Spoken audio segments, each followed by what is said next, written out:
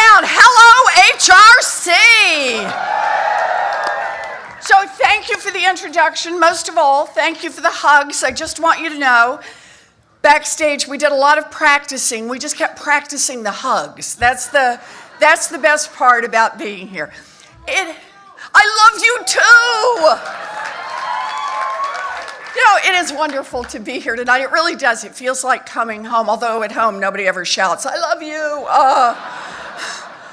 So Bruce and I, my husband and I, have been HRC contributors. We were trying to figure out for well over 25 years now, supporting the work of HRC. We've given our support, and tonight I'm here to bring you our love in person once again. I do love you all. I'm so glad to be here. You know, I never thought I'd end up in politics, not in a million years. But when I first ran for office 6 years ago, I quickly found out nobody does this on their own. I've learned that to be effective, it is critical to have allies. And not just run-of-the-mill allies, allies who know how to fight. Allies who know how to get the job done. Allies like the Human Rights Campaign. So I want to thank Chris Flynn and Dan Newton. You have been with me from the very beginning, and I am grateful for your friendship and your support.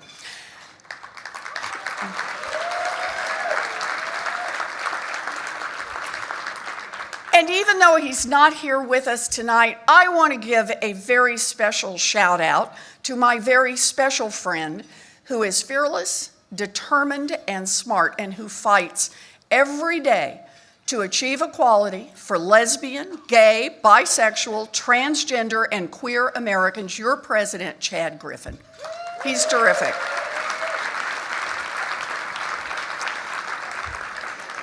Now, I always love to be with you, but I particularly wanted to be here tonight because the last 2 years have been kind of rough. Yeah. I am today the master of understatement. Yeah, it has really been tough out there. Under this administration, we have endured assaults on our values, attacks on our democracy, and wholesale destruction of just plain old common sense. But even in the face of their hateful, bigoted attacks, we have refused to back down. Yeah.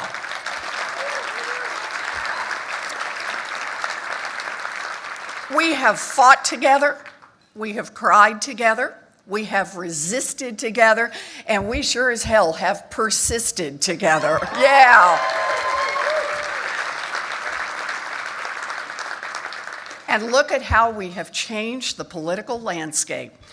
On November 6th, the people of this Commonwealth and Americans across this country got organized and put some power back into the hands of people where it belongs.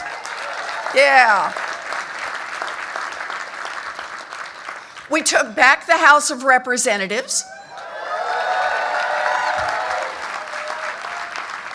We flipped state houses across the country. We said yes on question 3 and no on hate. Yes. And we fought tooth and nail until we made Kyrsten Sinema the first openly bisexual member of the United States Senate. Pretty good.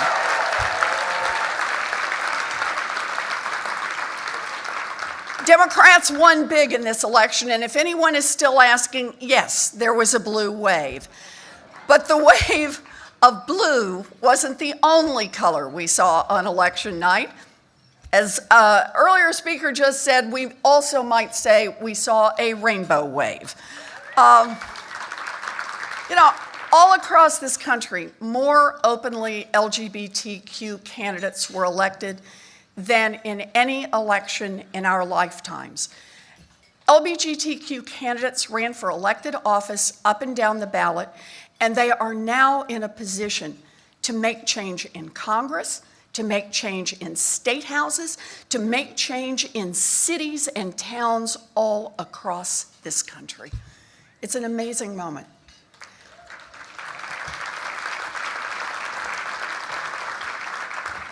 But never forget how this started. From the moment that Donald Trump was elected, you, the Human Rights Campaign, began working overtime to build support, grassroots support, to resist Republicans' radical right-wing agenda. And because of your hard work, oh, this is so sweet, over 20 anti-equality House incumbents have been shown the door and replaced with people of conscience who are committed to our values. Yes.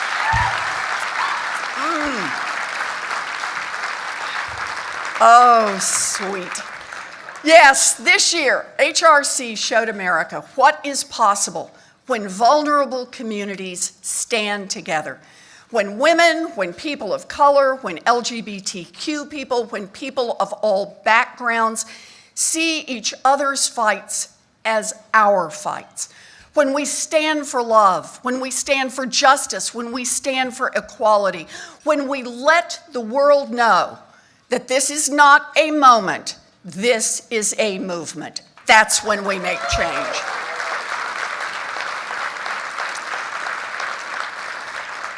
So we're here tonight to celebrate. That's why everybody's dressed up.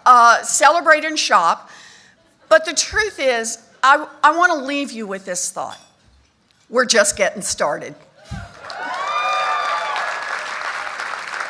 LGBTQ Americans are still in the fight of their lives across our country, facing attacks every day and potential rollbacks of basic human rights. But now that Democrats control the House, change is coming to Washington.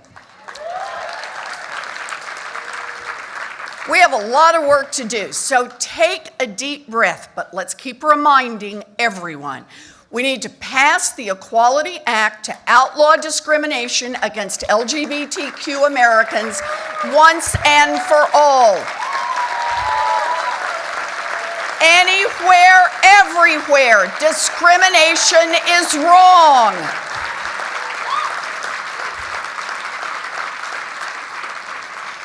We need to preserve and expand important LGBTQ protections in healthcare, in education, and in other critical areas. And when Republicans attack LGBTQ people, we need to hold the Trump-Pence administration directly accountable. Nobody backs up. The road ahead will not be easy. We've won a lot, but trust me, the powerful in Washington don't give up just because they got knocked down. So I hope you are ready to fight uphill for as long as it takes, because I'm going up that hill and I need you with me.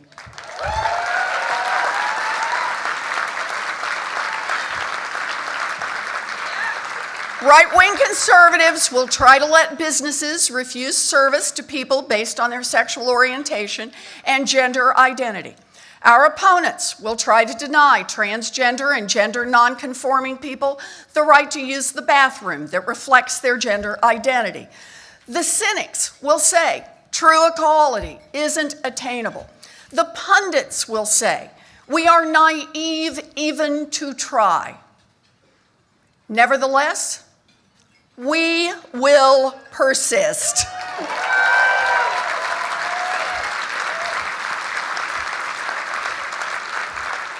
Yes, we have our work cut out for us in the months and years ahead, but I am so proud to be standing shoulder to shoulder with you in this fight. When we're together, nobody can beat us. Thank you all. Have a wonderful night. Thank you.